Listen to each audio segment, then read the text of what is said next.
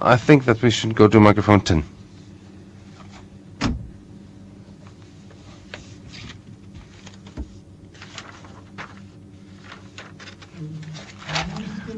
My name is Stefan Pinges, and I represent the Dutch Consumers Society Test-Aankoop. We represent more than 7,000 small Belgian private investors. In July, we asked the Fortis board to be clear about what happened in the past, and we also asked for a general meeting together with other interest organizations, including Deminor. Fortis has always refused this and described it loosely as a small communication error, and has always refused such a meeting.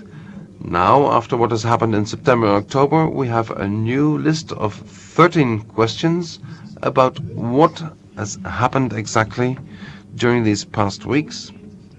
We have 13 concrete questions about where all the money flowed to and but we have hardly received any answer up to date, or even no answer at all to all these questions. And so I would like to ask 3 of these questions now, but of course we want a reply to these 13 questions no later than either today or tomorrow in Brussels.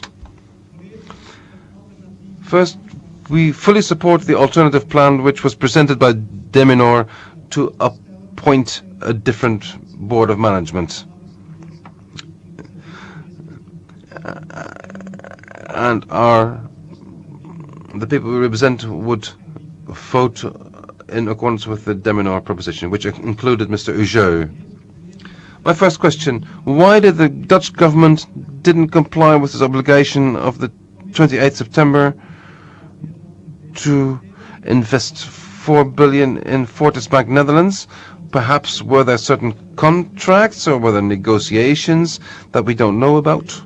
Second question: the selling of the Dutch assets to the Dutch government on the 3rd of October was 16.8 billion. Why did only the income from the Dutch insurance companies went straight to Fortis Holding, while the remaining 12.8 billion went to Fortis Bank NV-SA, so the nationalized banks, and not to the Fortis Group?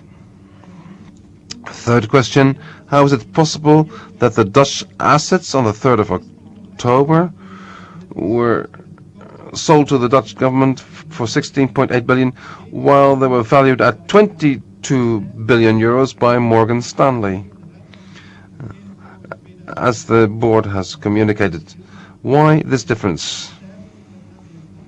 And as regards the ABN AMRO activities, which were acquired for 24 billions, there was no communication about value depreciation at that point. Of course, we would like all our questions answered, but these are the 3 I would like a reply today. You have received a copy of all the 13 questions last Friday.